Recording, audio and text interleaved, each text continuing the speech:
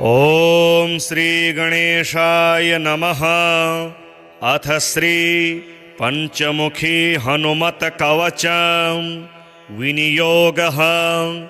ओम अस्य श्री पंचमुखी हनुमत कवच स्तोत्रस्य श्रीरामचंद्र ऋषिः अनुष्टुप् छन्दः।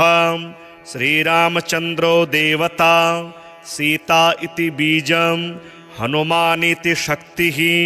हनुमत प्रीत्यर्थे जपे विनियोगः। अथ ध्यानम्। वन्दे वानर नारसिंह खगराट् क्रोडाश्ववक्त्रान्वितं दिव्यालङ्करणं त्रिपञ्चनयनं देदीप्यमानं रुचा। हस्ताब्जैरसिखेटपुस्तकसुधा कुम्भाङ्कुशाद्रिमहलं खट्वाङ्गं फणिभूरुहं दशभुजं सर्वारिवीरापहं। श्रीरामदूताय आञ्जनेयाय वायुपुत्राय महाबलाय सीताशोकनिवारणाय महाबलप्रचण्डाय लङ्कापुरी दहनाय फाल्गुनसखाय कोलाहल सकल ब्रह्मांड विश्वरूपाय सप्तसमुद्रान्तराललङ्घिताय पिङ्गलनयनायामित विक्रमाय सूर्यबिम्बफल सेवाधिष्ठित पराक्रमाय संजीवन्या अंगदलक्ष्मण महाकपिसैन्य प्राणदात्रे दशग्रीव विद्वंसनाय रामेष्टाय सीता सहित रामचंद्रवर प्रसादाय षट प्रयोगागम पंचमुखी हनुमन मंत्र जपे विनियोगः। ओम हरिमर्कट मर्कटाय स्वाहा। ओम हरिमर्कट मर्कटाय वं वं वं वं वं वषट् स्वाहा। ओम हरिमर्कट मर्कटाय फं फं फं फं फं फट् स्वाहा। ओम हरिमर्कट मर्कटाय खं खं खं खं खं मारणाय स्वाहा। ओम हरिमर्कट मर्कटाय ठं ठं ठं ठं ठं स्तंभनाय स्वाहा। ओम हरिमर्कट मर्कटाय डं डं डं डं डं आकर्षणाय सकल संपत्कराय पंचमुखी वीर हनुमते स्वाहा। ओम ढं ढं ढं ढं ढं कूर्ममूर्तये पंचमुखी हनुमते पारयंत्र तंत्रोच्चाटनाय स्वाहा। कं खं गं घं ङं चं छं जं छं यं टं ठं डं ढं णं तं थं दं धं नं पं फं बं भं मं यं रं लं वं शं सं शं हं शं स्वाहा इति दिग्बन्धः। ओम पूर्वकपिमुखाय पंचमुखी हनुमते ठं ठं ठं ठं ठं सकल शत्रु संहरणाय स्वाहा। ओम दक्षिणमुखाय पंचमुखी हनुमते करालवदनाय नरसिंहाय ह्रां ह्रां ह्रां ह्रां ह्रां सकल भूत प्रेत दमनाय स्वाहा। ओम पश्चिम मुखाय गरुडासनाय पंचमुखी वीर हनुमते मम मम मम मम मम सकल विषहराय स्वाहा। ओम उत्तर मुखे आदिवराहाय लं लं लं लं लं नरसिंहाय नीलकंठाय पंचमुखी हनुमते स्वाहा। ओम अंजनासुताय वायुपुत्राय महाबलाय रामेष्टफाल्गुनसखाय सीताशोकनिवारणाय लक्ष्मणप्राणरक्षकाय कपिसैन्यप्रकाशाय दशग्रीवाभिमानदहनाय श्रीरामचन्द्रवरप्रसादकाय महावीर्याय प्रथम ब्रह्मांडनायकाय पंचमुखी हनुमते भूत प्रेत पिशाच ब्रह्म राक्षस शाकिनी डाकिनी अंतरिक्ष गृह परयंत्र परतंत्र सर्वग्रहोच्चाटनाय सकल शत्रु संहरणाय पंचमुखी हनुमद्वर प्रसादाय सर्वरक्षकाय जम जम जम जम स्वाहा। पठित्वेदं तु कवचं महान्तं कवचं पठेत्।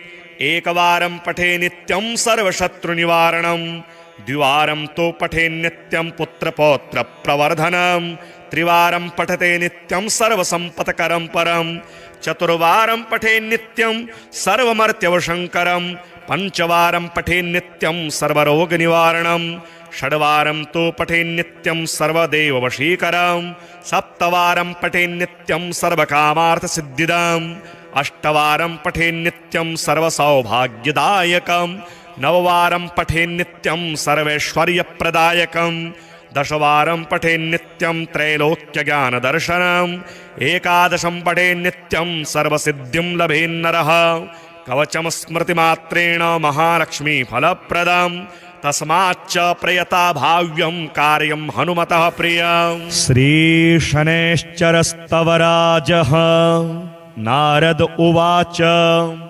ध्यात्वा गणपतिं राजा धर्मराजो युधिष्ठिरः धीरः शनश्चरस्येमं चकारस्तवमुत्तमम् शिरो मे भास्करिः पातु भालं छायासुतोऽवतु कोटराक्षो दृशो पातु शिखिकण्ठनिभः श्रुति घ्राणं मे भीषणः पातु मुखं बलिमुखोऽवतु स्कन्धौ संवर्तकः पातु भुजौ मे भयदोऽवतु सौरिर्मे हृदयं पातु नाभिं शनैश्चरोऽवतु ग्रहराजः कटिं पातु सर्वतो रविनन्दनः पादौ मन्दगतिः पातु कृष्णः पात्वखिलं वपुः रक्ष्यामेतां पठे नित्यं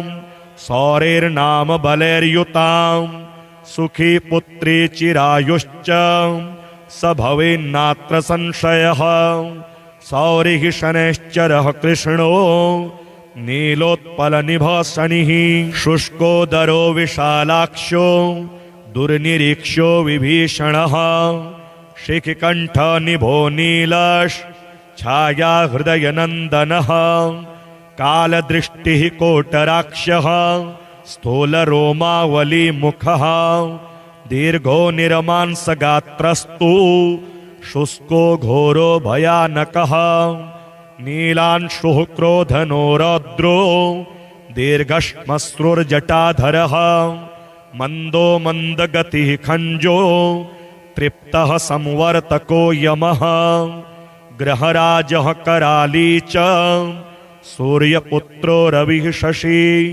कुजो बुधो गुरुः काव्यो भानुजः सिंहिकासुतः केतुर्देवपतिर्बाहुः कृतान्तो नैऋतस्तथा शशिमरुत्कुबेरश्च ईशानः सुर आत्मभूः विष्णुर्हरो गणपतिः कुमारः काम ईश्वरः कर्ता हर्ता पालयिता राज्यभुगराज्यदायकः छायासुतः श्यामलांगो धनहर्ता धनप्रदः क्रूरकर्म विधाता च कर्म कर्मावरोधकः तुष्टो रुष्टः कामरूपः कामदो रविनन्दनः ग्रहपीडाहरः शान्तो नक्षत्रेषु ग्रहेश्वरः स्थिरासनः स्थिरगतिर् महाकायो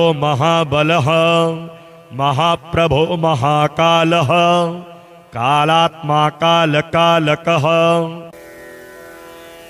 आदित्यभयदाता च मृत्युरादित्यनन्दनः शतभिरुक्ष्यदयिता त्रयोदशी तिथिप्रियः तिथ्यात्मा तिथिगणनो नक्षत्रगणनायकः योगराशिर्मुहूर्तात्मा कर्ता दिनपतिः प्रभुः शमी पुष्पप्रियः श्यामस्त्रैलोक्याभयदायकः नीलवासः क्रियासिन्धुर् नीलाञ्जनचयच्छविः सर्वरोगहरो देवः सिद्धो देवगणस्तुतः अष्टोत्तरशतं नाम्नां सौरेश्छायासुतस्य यः पठे नित्यं तस्य पीडा समस्ता नश्यति ध्रुवं कृत्वा पूजां पठेन्मर्त्यो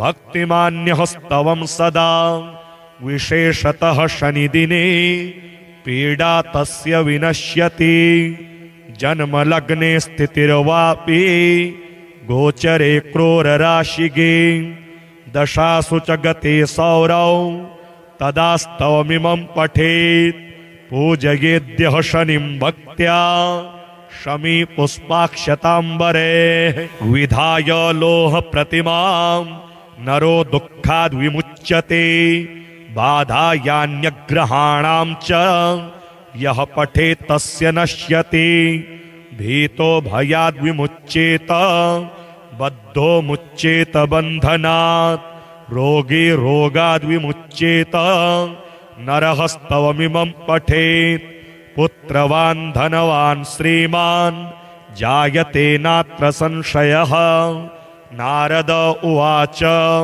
स्तवं निशम्य पार्थस्य प्रत्यक्षोऽभूत् शनैश्चरः दत्त्वा राज्ञे वरः कामं शनिश्चान्तर्दधे तदा श्रीशनिवज्रपञ्जरकवच विनियोगः ॐ अस्य श्रीशनैश्चरवज्रपञ्जरकवचस्य कश्यप ऋषिः अनुष्टुप् छन्दः श्रीशनैश्चर देवता श्रीशनैश्चर प्रीत्यर्थे जपे विनियोगः ध्यान नीलाम्बरो नीलवपुः किरीटी गृध्रस्थितस्त्रासकरो धनुष्मान् चतुर्भुजः सूर्यसुतः प्रसन्नः सदा मम स्याद्वरदः प्रशान्तः ब्रह्मा उवाच शृणुध्वमृषयः सर्वे शनिपीडाहरं महत् कवचं शनिराजस्य सौरेरीदनमनुत्तमं कवचं देवतावासं वज्रपञ्जरसंज्ञकं शनैश्चर प्रीतिकरं सर्वसौभाग्यदायकम् ॐ श्री शनैश्चरः पातु भालं मे सूर्यनन्दनः नेत्रे छायात्मजः पातु पातु कर्णौ यमानुजः नासामेव श्वतः पातु मुखं मे भास्करः सदा स्निग्धकण्ठश्च मे कण्ठं भुजौ पातु महाभुजः स्कन्धौ पातु शनिश्चैव करौ पातु शुभप्रदः वक्षः पातु यमभ्राता कुक्षिं पात्वसितस्तथा नाभिं ग्रहपतिः पातु मन्दः पातु कटिं तथा ऊरो ममान्तकः पातु यमो जानुयुगं तथा पादौ मन्दगतिः पातु सर्वाङ्गं पातु पिप्पलः अङ्गोपाङ्गानि सर्वाणि रक्षेन्मे सूर्यनन्दनः इत्येतत् कवचं दिव्यं पठेत् सूर्यसुतस्य यः न तस्य जायते पीडा प्रीतो भवति सूर्यजः व्ययजन्म द्वितीयस्थो मृत्युस्थानगतोऽपि वा कलत्रस्थो गतो वापि सुप्रीतस्तु सदा शनिः अष्टमस्थे सूर्यसुते व्यये जन्म द्वितीयगे कवचं पठते नित्यं न पीडा जायते क्वचित् इत्येतत् कवचं दिव्यं सौरेर्यन्निर्मितं पुरा द्वादशाष्टजन्मस्थ दोषान्नाशयते सदा जन्मलग्नास्थितां दोषान् सर्वान्नाशयते प्रभुः वन्दे वानरनारसिंह खगराट् क्रोडाश्ववक्त्रान्वितं दिव्यालङ्करणं त्रिपञ्चनयनं देदीप्यमानं रुचां हस्ताब्जैरसिखेटपुस्तकसुधा कुम्भाङ्कुशाद्रिमहलं खट्वाङ्गं फणिभूरुहं दशभुजं सर्वारिवीरापहं श्रीरामदूताय आञ्जनेयाय वायुपुत्राय महाबलाय सीताशोकनिवारणाय महाबलप्रचण्डाय लङ्कापुरीदहनाय फाल्गुनसखाय कोलाहलसकलब्रह्माण्डविश्वरूपाय सप्तसमुद्रान्तराललङ्घिताय पिङ्गलनयनायामितविक्रमाय सूर्यबिम्बफलसेवाधिष्ठितपराक्रमाय सञ्जीवन्या अङ्गदलक्ष्मणमहाकपिसैन्यप्राणदात्रे दशग्रीवविद्वंसनाय रामेष्टाय सीतासहितरामचन्द्रवरप्रसादाय षट्प्रयोगागम पंचमुखी हनुमन् मंत्र जपे विनियोगः। ओम हरिमर्कटमर्कटाय स्वाहा। ओम हरिमर्कटमर्कटाय वं वं वं वं वं वषट् स्वाहा। ओम हरिमर्कटमर्कटाय फं फं फं फं फं फट् स्वाहा। ओम हरिमर्कटमर्कटाय खं खं खं खं खं मारणाय स्वाहा। ओम हरिमर्कटमर्कटाय ठं ठं ठं ठं ठं स्तंभनाय स्वाहा। ओम हरिमर्कटमर्कटाय डं डं डं डं डं आकर्षणाय सकल संपत्कराय पंचमुखी वीर हनुमते स्वाहा। ओम ढं ढं ढं ढं ढं कूर्ममूर्तये पंचमुखी हनुमते पारयंत्र तंत्रोच्चाटनाय स्वाहा। कं खं गं घं ङं चं छं जं झं यं टं ठं डं ढं णं तं थं दं धं नं पं फं बं भं मं यं रं लं वं शं सं शं हं शं स्वाहा इति दिग्बन्धः। ओम पूर्वकपिमुखाय पंचमुखी हनुमते ठं ठं ठं ठं ठं सकल शत्रु संहरणाय स्वाहा। ओम दक्षिणमुखाय पंचमुखी हनुमते करालवदनाय नरसिंहाय ह्रां ह्रां ह्रां ह्रां ह्रां सकल भूत प्रेत दमनाय स्वाहा। ओम पश्चिम मुखाय गरुडासनाय पंचमुखी वीर हनुमते मम मम मम मम मम सकल विषहराय स्वाहा। ओम उत्तर मुखे आदिवराहाय लं लं लं लं लं नरसिंहाय नीलकंठाय पंचमुखी हनुमते स्वाहा।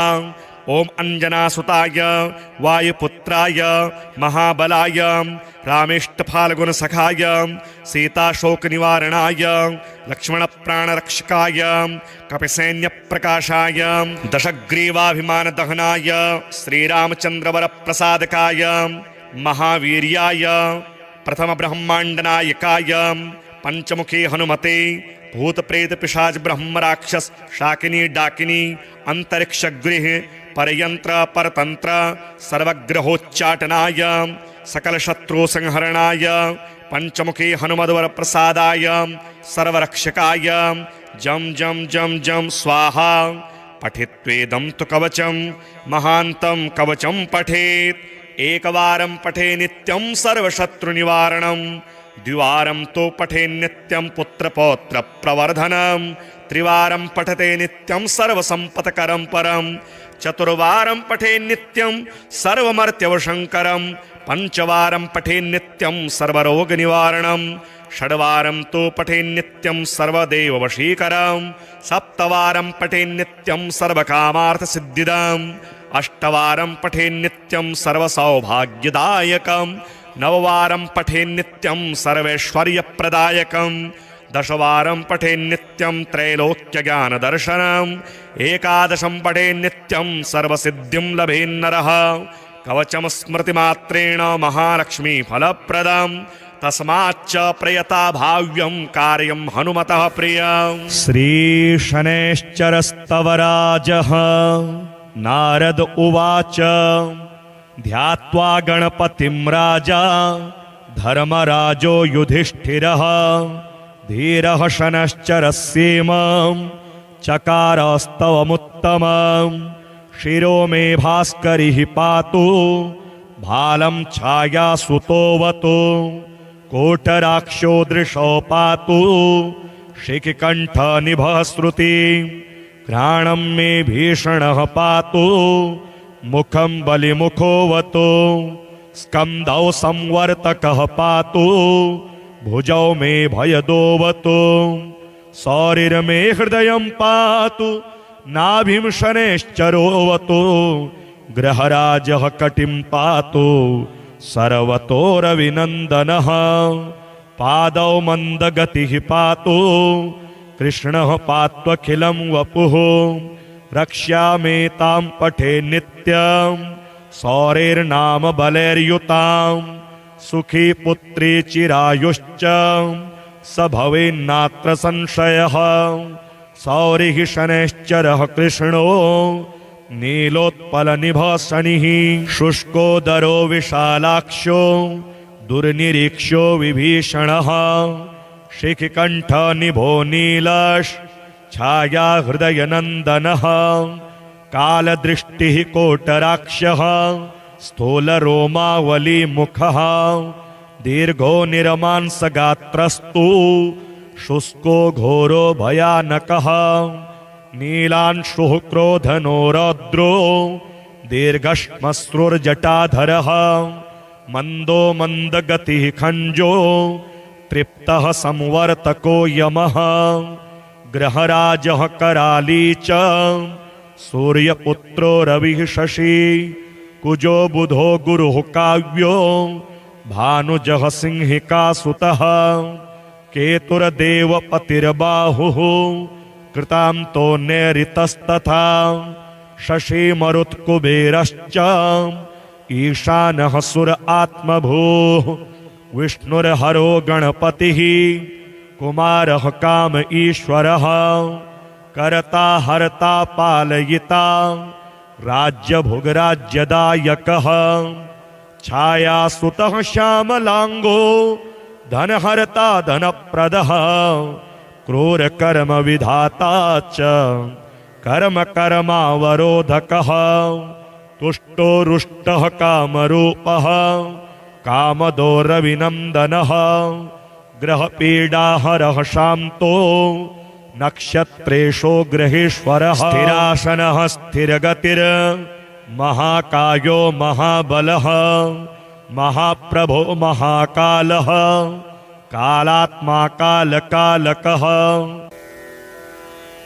आदित्यभयदाता च मृत्युरादित्यनन्दनः शतभिरुक्ष्यदयिता त्रयोदशी तिथिप्रियः तिथ्यात्मा तिथिगणनो नक्षत्रगणनायकः योगराशिर्मुहूर्तात्मा कर्ता दिनपतिः प्रभुः शमी पुष्पप्रियः श्यामस्त्रैलोक्याभयदायकः नीलवासः क्रियासिन्धुर् नीलाञ्जनचयच्छविः सर्वरोगहरो देवः सिद्धो देवगणस्तुतः अष्टोत्तरशतं नाम्नां सौरेश्छायासुतस्य यः पठे नित्यं तस्य पीडा समस्ता नश्यति ध्रुवम् कृत्वा पूजां पठेन्मर्त्यो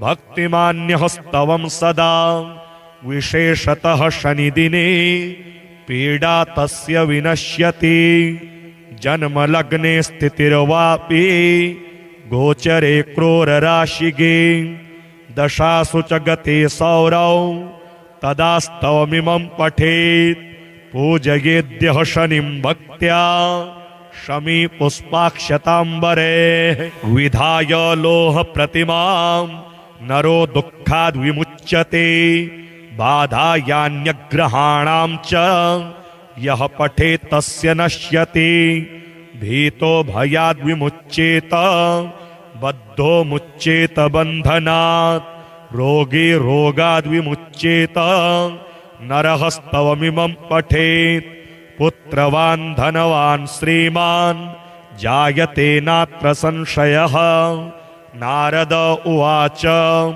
स्तवं निशम्य पार्थस्य प्रत्यक्षोऽभूत् शनैश्चरः दत्त्वा राज्ञे वरः कामं शनिश्चान्तर्दधे तदा श्रीशनिवज्रपञ्जरकवच विनियोगः ॐ अस्य श्रीशनैश्चरवज्रपञ्जरकवचस्य कश्यप ऋषिः अनुष्टुप् छन्दः श्रीशनैश्चर देवता श्रीशनैश्चर प्रीत्यर्थे जपे विनियोगः ध्यान नीलांबरो नीलवपुः किरीटी गृध्रस्थितस्त्रासकरो धनुष्मान् चतुर्भुजः सूर्यसुतः प्रसन्नः सदा मम स्याद्वरदः प्रशान्तः ब्रह्मा उवाच शृणुध्वमृषयः सर्वे शनिपीडाहरं महत् कवचं शनिराजस्य सौरेरीदनमनुत्तमं कवचं देवतावासं वज्रपञ्जरसंज्ञकं शनैश्चर प्रीतिकरं सर्वसौभाग्यदायकम्। ॐ श्री शनैश्चरः पातु भालं मे सूर्यनन्दनः। नेत्रे छायात्मजः पातु पातु कर्णौ यमानुजः। नासामेव श्वतः पातु मुखं मे भास्करः सदा। स्निग्धकण्ठश्च मे कण्ठ भुजौ पातु महाभुजः। स्कन्धौ पातु शनिश्चैव करौ पातु शुभप्रदः। वक्षः पातु यमभ्राता कुक्षिं पात्वसितस्तथा। नाभिं ग्रहपतिः पातु मन्दः पातु कटिं तथा। ऊरो ममान्तकः पातु यमो जानुयुगं तथा। पादौ मन्दगतिः पातु सर्वाङ्गं पातु पिप्पलः। अङ्गोपाङ्गानि सर्वाणि रक्षेन्मे सूर्यनन्दनः। इत्येतत् कवचं दिव्यं पठेत् सूर्यसुतस्य यः। न तस्य जायते पीडा प्रीतो भवति सूर्यजः। व्ययजन्म द्वितीयस्थो मृत्युस्थानगतोऽपि वा। कलत्रस्थो गतो वापि सुप्रीतस्तु सदा शनिः। अष्टमस्ते सूर्यसुते व्यये जन्म द्वितीयगे। कवचं पठते नित्यं न पीडा जायते क्वचित्। इत्येतत् कवचं दिव्यं सौरेर्यन्निर्मितं पुरा। द्वादशाष्टजन्मस्थ दोषान्नाशयते सदा। जन्मलग्नास्थितां दोषान् सर्वान्नाशयते प्रभुः। वन्दे वानरनारसिंह खगराट् क्रोडाश्ववक्त्रान्वितं। दिव्यालङ्करणं त्रिपञ्चनयनं देदीप्यमानं रुचा। हस्ताब्जैरसिखेटपुस्तकसुधा कुम्भाङ्कुशाद्रिमहलं। खट्वाङ्गं फणिभूरुहं दशभुजं सर्वारिवीरापहं। श्रीरामदूताय आञ्जनेयाय वायुपुत्राय महाबलाय सीताशोकनिवारणाय महाबलप्रचण्डाय लङ्कापुरी दहनाय फाल्गुनसखाय कोलाहलसकलब्रह्माण्डविश्वरूपाय सप्तसमुद्रान्तराललङ्घिताय पिङ्गलनयनायामितविक्रमाय सूर्यबिम्बफलसेवाधिष्ठितपराक्रमाय सञ्जीवन्या अङ्गदलक्ष्मणमहाकपिसैन्यप्राणदात्रे दशग्रीवविध्वंसनाय रामेष्टाय सीतासहितरामचन्द्रवरप्रसादाय षट्प्रयोगागमपञ्चमुखी हनुमन्मन्त्रजपे विनियोगः। ॐ हरिमर्कटमर्कटाय स्वाहा। ॐ हरिमर्कटमर्कटाय वं वं वं वं वं वषट् स्वाहा। ॐ हरिमर्कटमर्कटाय फं फं फं फं फं फट् स्वाहा। ॐ हरिमर्कटमर्कटाय खं खं खं खं खं मारणाय स्वाहा। ॐ हरिमर्कटमर्कटाय ठं ठं ठं ठं ठं स्तम्भनाय स्वाहा। ॐ हरिमर्कटमर्कटाय डं डं डं डं डं आकर्षणाय सकलसम्पत्कराय पंचमुखी वीर हनुमते स्वाहा। ॐ ढं ढं ढं ढं ढं कूर्ममूर्तये पंचमुखी हनुमते पारयन्त्रतन्त्रोच्चाटनाय स्वाहा। कं खं गं घं ङं चं छं जं झं यं टं ठं डं ढं णं तं थं दं धं नं पं फं बं भं मं यं रं लं वं शं सं शं हं शं स्वाहा इति दिग्बन्धः। ॐ पूर्वकपिमुखाय पंचमुखी हनुमते ठं ठं ठं ठं ठं सकलशत्रुसंहरणाय स्वाहा। ॐ दक्षिणमुखाय पंचमुखी हनुमते करालवदनाय नरसिंहाय ह्रां ह्रां ह्रां ह्रां ह्रां सकलभूतप्रेतदमनाय स्वाहा। ॐ पश्चिममुखाय गरुडासनाय पंचमुखी वीर हनुमते मं मं मं मं मं सकलविषहराय स्वाहा। ॐ उत्तरमुखे आदिवराहाय लं लं लं लं लं नरसिंहाय नीलकण्ठाय पंचमुखी हनुमते स्वाहा। ॐ अञ्जनासुताय वायुपुत्राय महाबलाय रामेष्टफाल्गुनसखाय सीताशोकनिवारणाय लक्ष्मणप्राणरक्षकाय कपिसैन्यप्रकाशाय दशग्रीवाभिमानदहनाय श्रीरामचन्द्रवरप्रसादकाय महावीर्याय प्रथमब्रह्माण्डनायकाय पंचमुखी हनुमते भूतप्रेतपिशाच ब्रह्मराक्षस शाकिनी डाकिनी अंतरिक्षगृह परयंत्र परतंत्र सर्वग्रहोच्चाटनाय सकलशत्रुसंहरणाय पंचमुखी हनुमद्वर प्रसादाय सर्वरक्षकाय जम जम जम जम स्वाहा पठित्वेदं तु कवचं महान्तं कवचं पठेत् एकवारं पठे नित्यं सर्वशत्रुनिवारणं द्विवारं तो पठे नित्यं पुत्रपौत्र प्रवर्धनं त्रिवारं पठते नित्यं सर्वसंपत्करं परं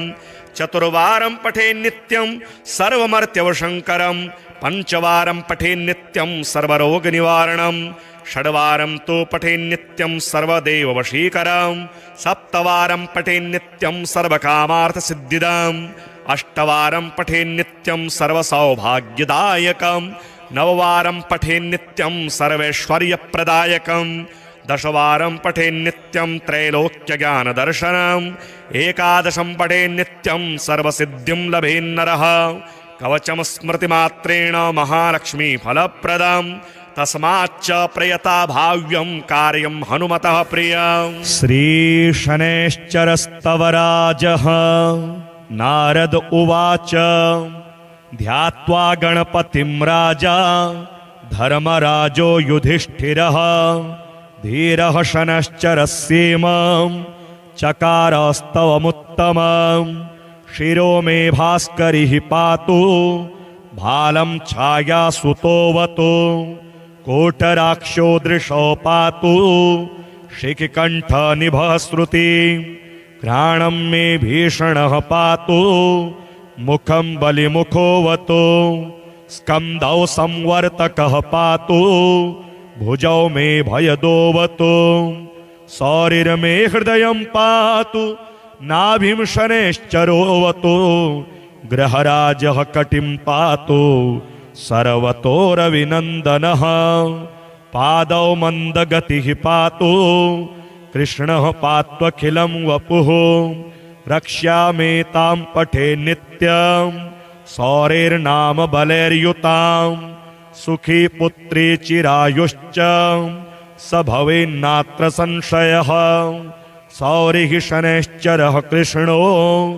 नीलोत्पलनिभः शनिः शुष्कोदरो विशालाक्षो दुर्निरीक्षो विभीषणः शिखिकण्ठनिभो नीलश् छाया हृदयनन्दनः कालदृष्टिः कोटराक्षः स्थूलरोमावलीमुखः दीर्घो निरमांसगात्रस्तु शुष्को घोरो भयानकः नीलांशुः क्रोधनो रौद्रो दीर्घश्मश्रुर्जटाधरः मन्दो मन्दगतिः खञ्जो तृप्तः संवर्तको यमः ग्रहराजः कराली च सूर्यपुत्रो रविः शशि कुजो बुधो गुरुः काव्यो भानुजः सिंहिकासुतः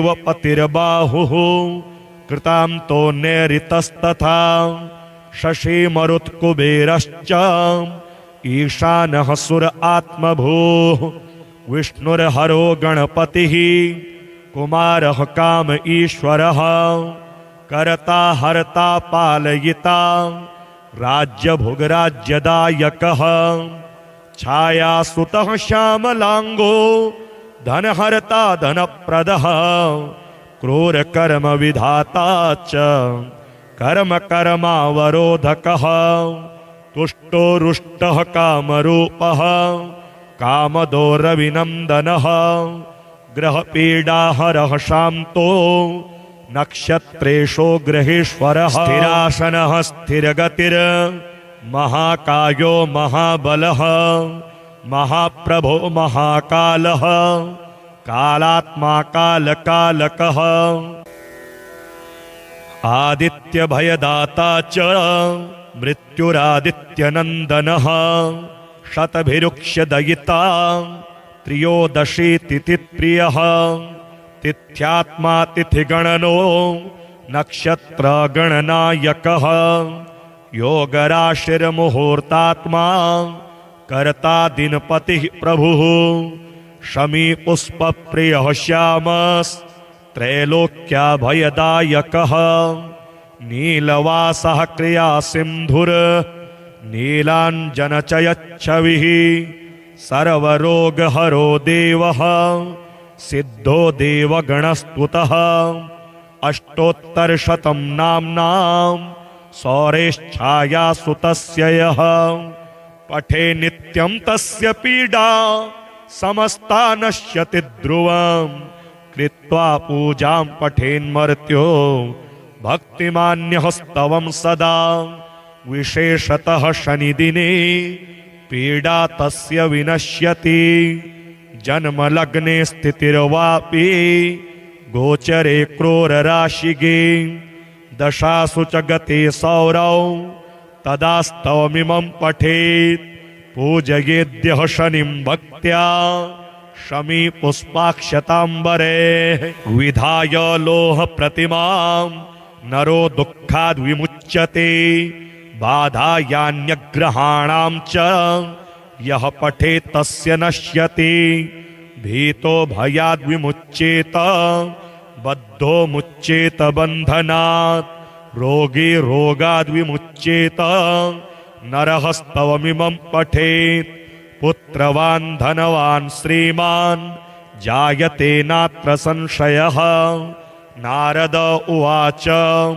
स्तवं निशम्य पार्थस्य प्रत्यक्षोऽभूत् शनैश्चरः दत्त्वा राज्ञे वरः कामं शनिश्चान्तर्दधे तदा श्रीशनिवज्रपञ्जरकवच विनियोगः ॐ अस्य श्रीशनैश्चरवज्रपञ्जरकवचस्य कश्यप ऋषिः अनुष्टुप् छन्दः श्रीशनैश्चर देवता श्रीशनैश्चर प्रीत्यर्थे जपे विनियोगः ध्यान नीलाम्बरो नीलवपुः किरीटी गृध्रस्थितस्त्रासकरो धनुष्मान् चतुर्भुजः सूर्यसुतः प्रसन्नः सदा मम स्याद्वरदः प्रशान्तः ब्रह्मा उवाच शृणुध्वमृषयः सर्वे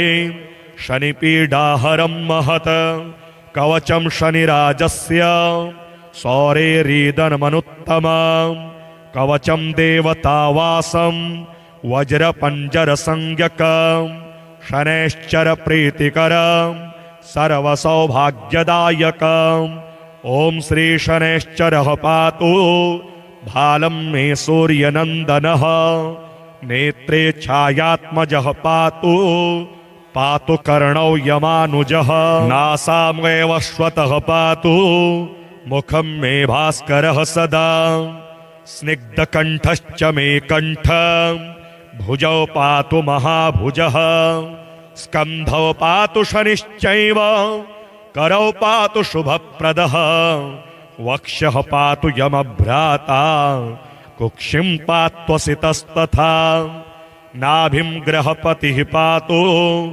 मन्दः पातु कटिं तथा ऊरो ममान्तकः पातु यमो जानुयुगं तथा पादौ मन्दगतिः पातु सर्वाङ्गं पातु पिप्पलः अङ्गोपाङ्गानि सर्वाणि रक्षेन्मे सूर्यनन्दनः इत्येतत् कवचं दिव्यं पठेत् सूर्यसुतस्य यः न तस्य जायते पीडा प्रीतो भवति सूर्यजः व्ययजन्मद्वितीयस्थो मृत्युस्थानगतोऽपि वा कलत्रस्थो गतो वापि सुप्रीतस्तु सदा शनिः अष्टमस्ते सूर्यसुते व्यये जन्मद्वितीयगे कवचं पठते नित्यं न पीडा जायते क्वचित् इत्येतत् कवचं दिव्यं सौरेर्यन्निर्मितं पुरा द्वादशाष्टजन्मस्थ दोषान्नाशयते सदा जन्मलग्नास्थितां दोषान् सर्वान्नाशयते प्रभुः। वन्दे वानरनारसिंह खगराट् क्रोडाश्ववक्त्रान्वितं दिव्यालङ्करणं त्रिपञ्चनयनं देदीप्यमानं रुचां हस्ताब्जैरसिखेटपुस्तकसुधा कुम्भाङ्कुशाद्रिमहलं खट्वाङ्गं फणिभूरुहं दशभुजं सर्वारिवीरापहं।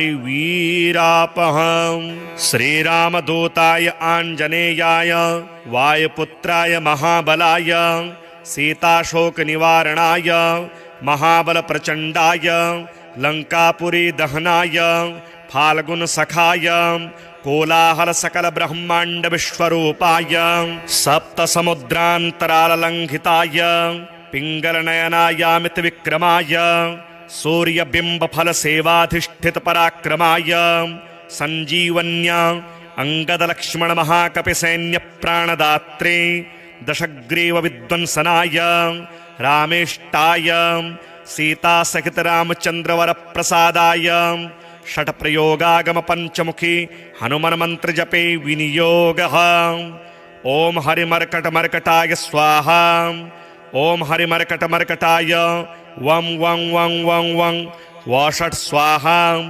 ॐ हरिमर्कटमर्कटाय फं फं फं फं फं फट् स्वाहा। ॐ हरिमर्कटमर्कटाय खं खं खं खं खं मारणाय स्वाहा। ॐ हरिमर्कटमर्कटाय ठं ठं ठं ठं ठं स्तम्भनाय स्वाहा। ॐ हरिमर्कटमर्कटाय डं डं डं डं डं आकर्षणाय सकलसम्पत्कराय पंचमुखी वीर हनुमते स्वाहा। ॐ ढं ढं ढं ढं ढं कूर्ममूर्तये पंचमुखी हनुमते पारयन्त्रतन्त्रोच्चाटनाय स्वाहा। कं खं गं घं ङं चं छं जं छं यं टं ठं डं ढं णं तं थं दं धं नं पं फं बं भं मं यं रं लं वं शं सं शं हं शं स्वाहा इति दिग्बन्धः। ॐ पूर्वकपिमुखाय पंचमुखी हनुमते ठं ठं ठं ठं ठं सकलशत्रुसंहरणाय स्वाहा। ॐ दक्षिणमुखाय पंचमुखी हनुमते करालवदनाय नरसिंहाय ह्रां ह्रां ह्रां ह्रां ह्रां सकलभूतप्रेतदमनाय स्वाहा। ॐ पश्चिममुखाय गरुडासनाय पंचमुखी वीर हनुमते मं मं मं मं मं सकलविषहराय स्वाहा। ॐ उत्तरमुखे आदिवराहाय लं लं लं लं लं नरसिंहाय नीलकण्ठाय पंचमुखी हनुमते स्वाहा।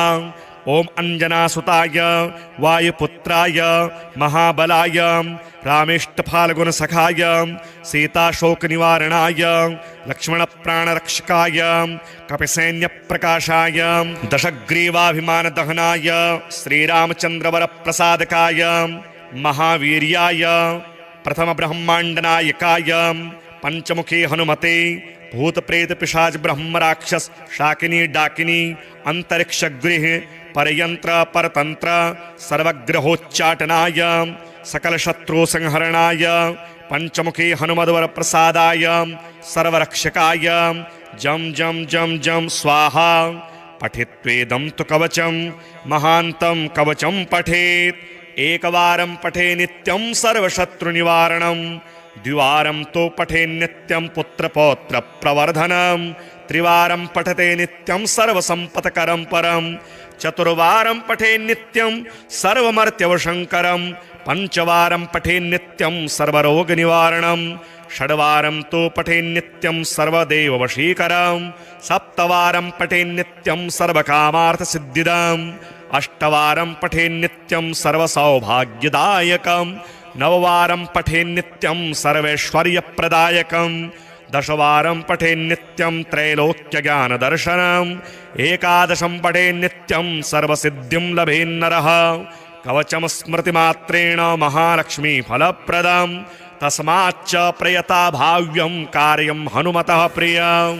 श्रीशनैश्चरस्तवराजः नारद उवाच ध्यात्वा गणपतिं राजा धर्मराजो युधिष्ठिरः धीरः शनश्चरस्येमं चकारस्तवमुत्तमं शिरो मे भास्करिः पातु भालं छायासुतोऽवतु कोटराक्षो दृशो पातु शिखिकण्ठनिभः श्रुति घ्राणं मे भीषणः पातु मुखं बलिमुखोऽवतु स्कन्धौ संवर्तकः पातु भुजौ मे भयदोऽवतु सौरिर्मे हृदयं पातु नाभिं शनैश्चरोऽवतु ग्रहराजः कटिं पातु सर्वतो रविनन्दनः पादौ मन्दगतिः पातु कृष्णः पात्वखिलं वपुः रक्ष्यामेतां पठे नित्यं सौरेर्नाम बलैर्युतां सुखी पुत्री चिरायुश्च स भवेन्नात्र संशयः सौरिः शनैश्चरः कृष्णो नीलोत्पलनिभः शनिः शुष्कोदरो विशालाक्षो दुर्निरीक्षो विभीषणः शिखिकण्ठनिभो नीलश् छाया हृदयनन्दनः कालदृष्टिः कोटराक्षः स्थूलरोमावलीमुखः दीर्घो निरमांसगात्रस्तु शुष्को घोरो भयानकः नीलांशुः क्रोधनो रौद्रो दीर्घश्मश्रुर्जटाधरः मन्दो मन्दगतिः खञ्जो तृप्तः संवर्तको यमः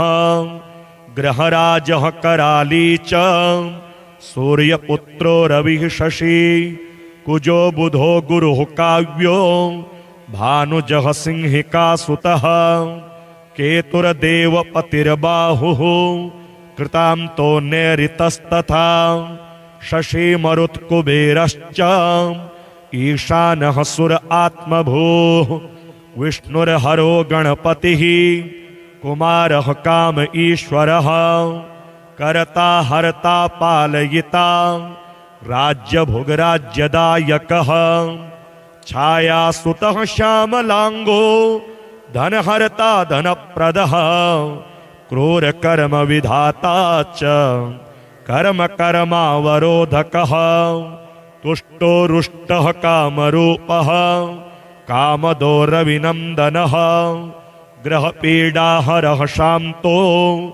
नक्षत्रेषु ग्रहेश्वरः स्थिरासनः स्थिरगतिर् महाकायो महाबलः महाप्रभो महाकालः कालात्मा कालकालकः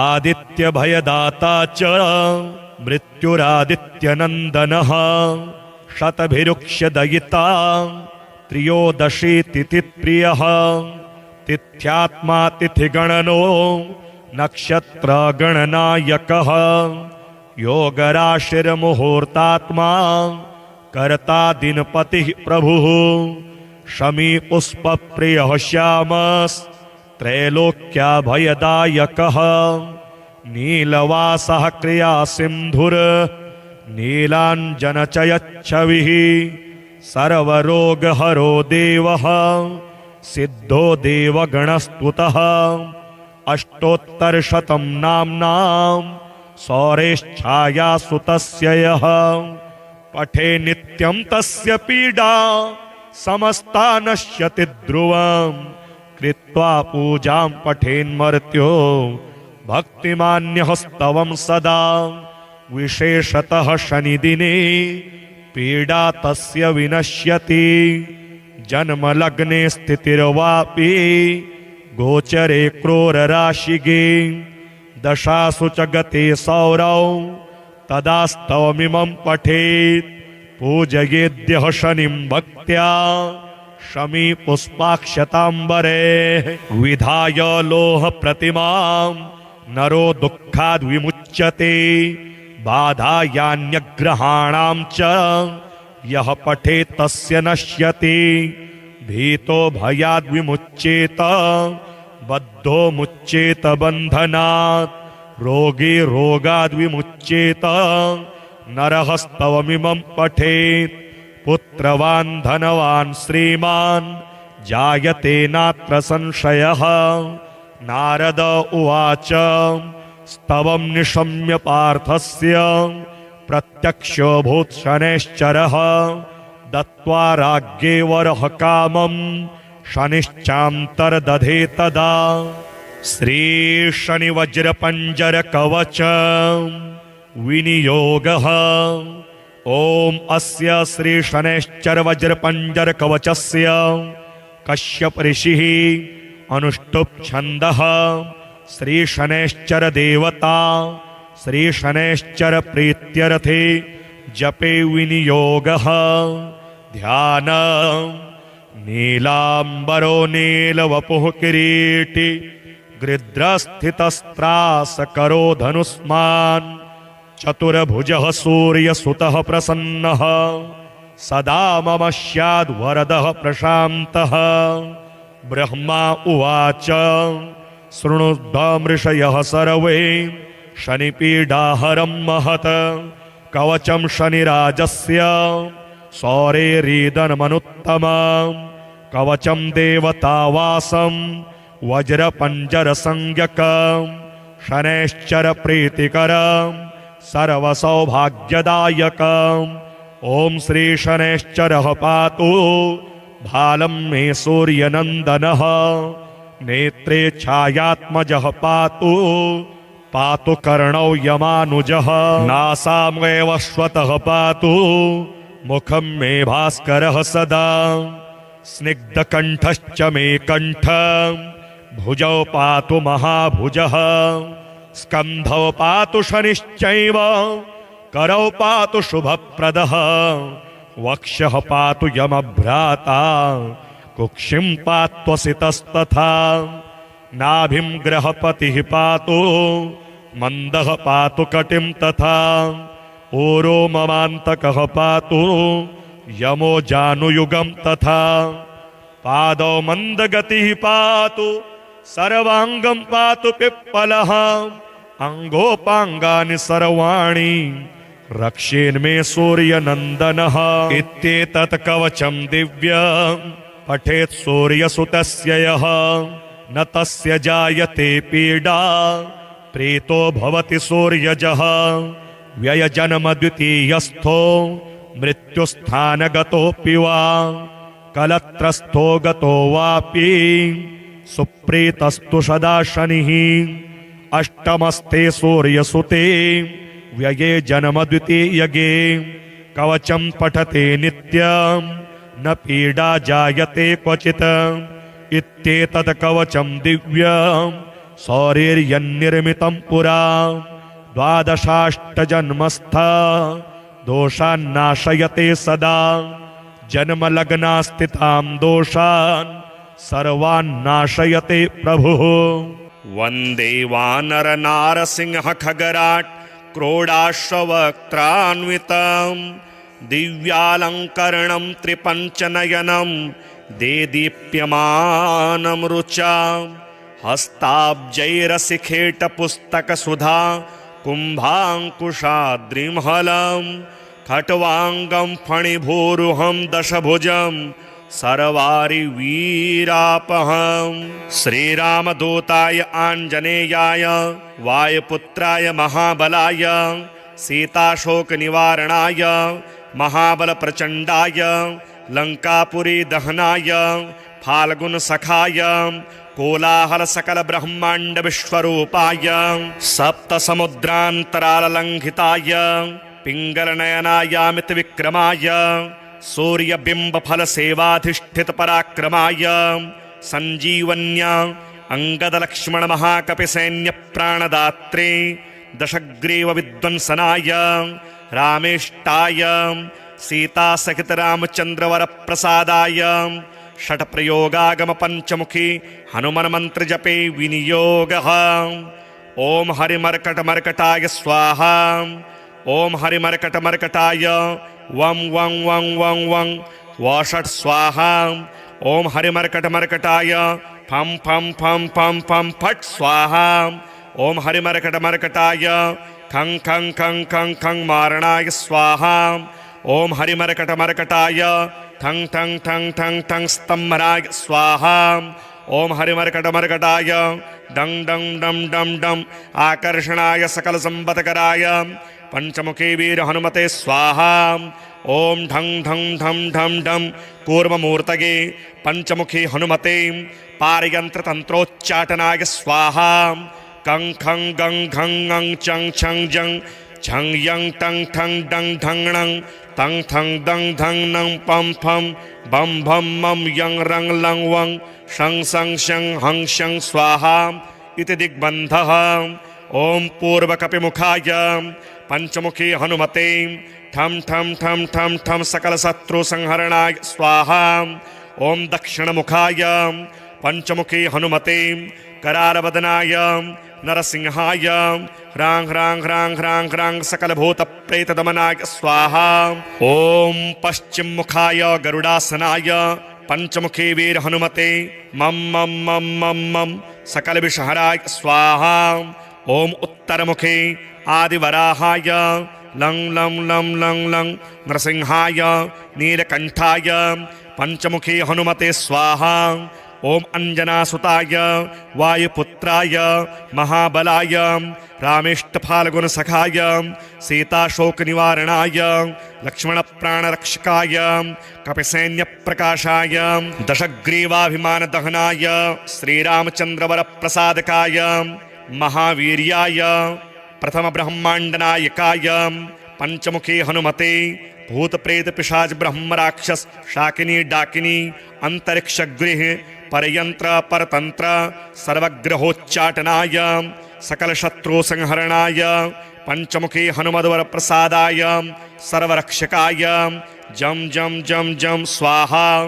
पठित्वेदं तु कवचं महान्तं कवचं पठेत् एकवारं पठे नित्यं सर्वशत्रुनिवारणं द्विवारं तो पठे नित्यं पुत्रपौत्र प्रवर्धनं त्रिवारं पठते नित्यं सर्वसम्पत्करं परं चतुर्वारं पठे नित्यं सर्वमर्त्यवशङ्करं पंचवारं पठे नित्यं सर्वरोगनिवारणं षड्वारं तो पठे नित्यं सर्वदेववशीकरं सप्तवारं पठे नित्यं सर्वकामार्थसिद्धिदम् अष्टवारं पठे नित्यं सर्वसौभाग्यदायकं नववारं पठे नित्यं सर्वैश्वर्यप्रदायकं दशवारं पठे नित्यं त्रैलोक्यज्ञानदर्शनम् एकादशं पठे नित्यं सर्वसिद्धिं लभेन्नरः कवचं स्मृतिमात्रेण महालक्ष्मीफलप्रदं तस्माच्च प्रयता भाव्यं कार्यं हनुमतः प्रियम्। श्रीशनैश्चरस्तवराजः